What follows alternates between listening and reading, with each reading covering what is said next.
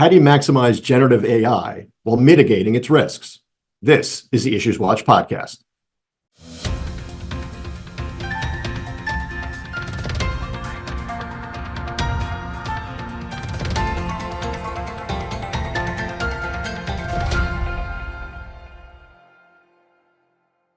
Hi, I'm Don Meyer, Chief Marketing Officer at the New Jersey Society of CPAs, and welcome to the IssuesWatch podcast. Generative AI presents both opportunities and significant risks for CPA firms, including concerns about data security, bias, and the reliability of its content. Perhaps that's why surveys have shown that while those in public accounting are more likely to plan to use generative AI in the future, firm staff aren't very enthusiastic about it. All the more reason that firms must carefully navigate these challenges to leverage AI's potential while safeguarding their operations and client and staff trust. Here with me to provide insight into how firm leaders can maximize generative AI while mitigating its risks is Sarah Ference. Sarah leads the Accountants Risk Control Team at CNA, the underwriter for the AICPA Professional Liability Insurance Program. Welcome, Sarah. Hey, thanks, Don. Nice to be here. This is truly an honor and, the highlight of my day. Your day. Okay, I'll take that. Okay, my month. All right. Or year. Okay. All right. Let's get into the questions. So, Sarah, with any emerging technology, the use of AI by firms and companies, it raises a lot of important risk management considerations. Please walk us through those key considerations. Sure.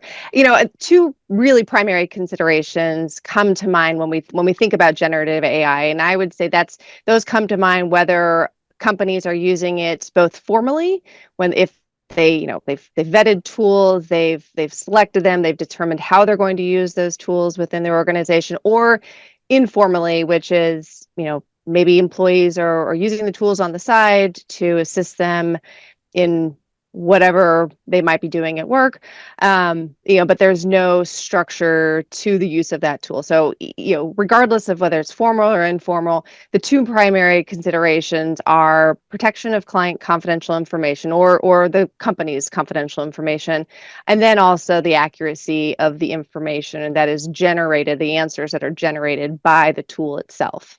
So depending on the type of information that's used and input into the tool, that may require certain levels of protection depending on what it is. There may be laws, there may be regulations, there may be company policy, there may be professional standards that govern how that information is to be used, or what may be kind of consent requirements from the client that you need prior to using that information and sharing it with a third-party software tool or a third-party tool. And as a CPA, we're all responsible for protecting that information, regardless of if we choose to share it with a third party or not. So the privacy and protection of the confidentiality of the information that we're sharing is a really important consideration that I think some organizations can overlook sometimes. Okay. Well, you've used the word tools quite a bit, and like any tool, an AI model is subject to concern about reliability. Mm-hmm. Sometimes, and we've all had these or read these comic examples of breakdowns in the AI models. So what can firms do to protect themselves against that unreliability? I think the first step is to the selection of the tool. And I will always call it a tool because I think it's like any tool, you have to figure out and learn how to use it and then use it the correct way. It is designed, like a tool is designed to assist you, not to do it for you. So first comes down to tool selection.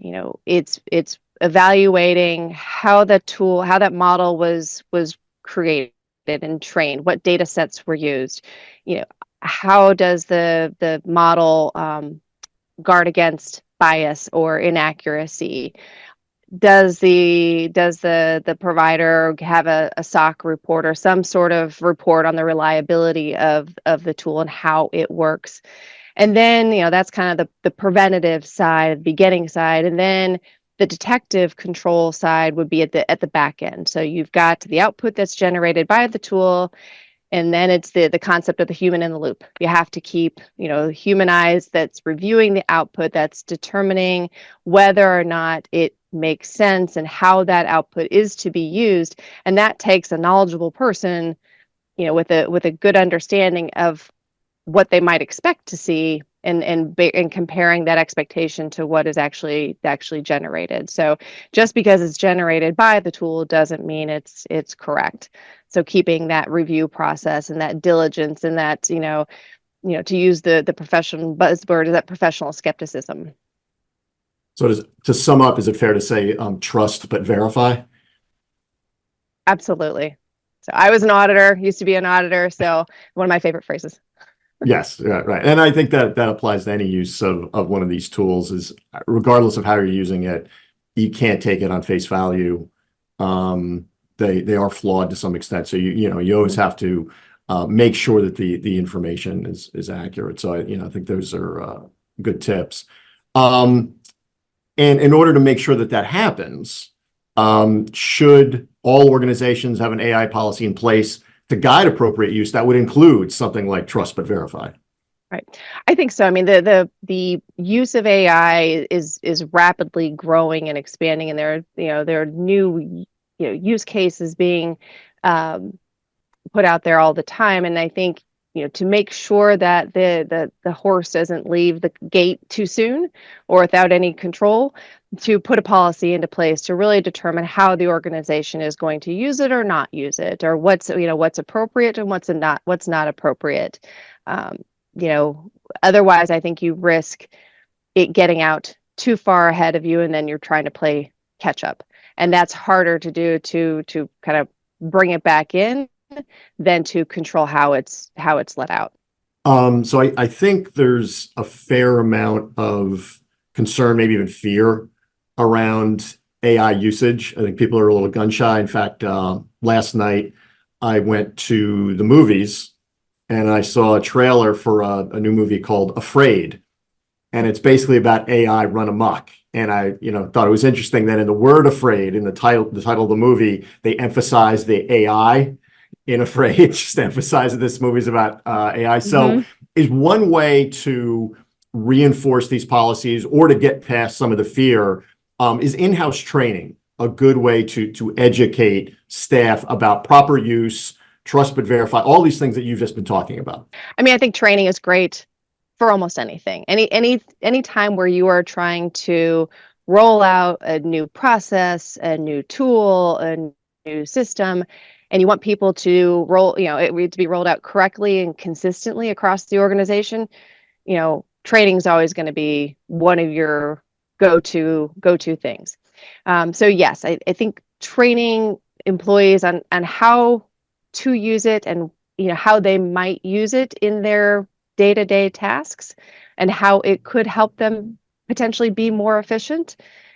That I think gets some people past the fear, encouraging appropriate playing around with the various tools to see what it could do for you. I mean, I remember when ChatGPT first came out, I thought, well, gosh, so let's see, how might I use it in my day-to-day? Can I use it to help me generate an article outline, or can I use it to help me with a formula in Excel that I was having some challenges with? And just kind of getting comfortable with how the tools can be used is one way, but then also maybe there are some use cases that an organization has already determined that they want to use, and then it's training employees on those use cases and how it might be used.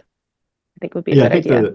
I think the how-to sometimes gets lost. I think it's almost taken for granted sometimes that people know how to use these tools, but I agree with you, like figuring out the best way to utilize these, that's kind of step one, and then you can figure out sort of the policies and standards around that usage.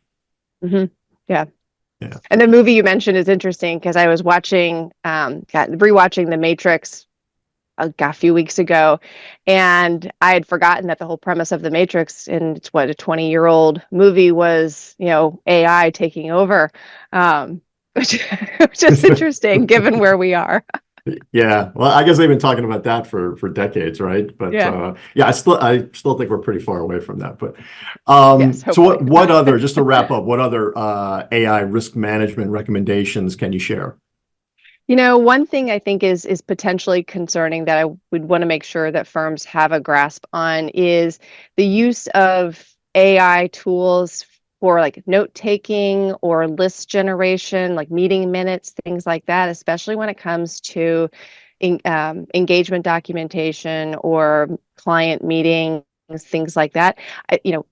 I work in risk management. We love documentation, but documentation can also be a bit of a double-edged sword sometimes. You don't want to generate the wrong kind of documentation that could come back to harm you in the end of a dispute, because everything is subject to discovery. So if you're going to use AI to auto-generate meeting notes, just make sure you're reviewing the meeting notes, you're correcting any inaccuracies, you're following up on any to-dos, and then you're putting those meeting notes, in your engagement binders or things like that.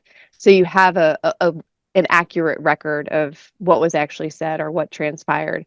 Otherwise, you're just generating a lot of extra electronic documentation, which if you don't have a good solid document retention policy and purge policy for some, temporary items, then you've got extra documentation that's subject to discovery, that may actually be detrimental in the event of a claim.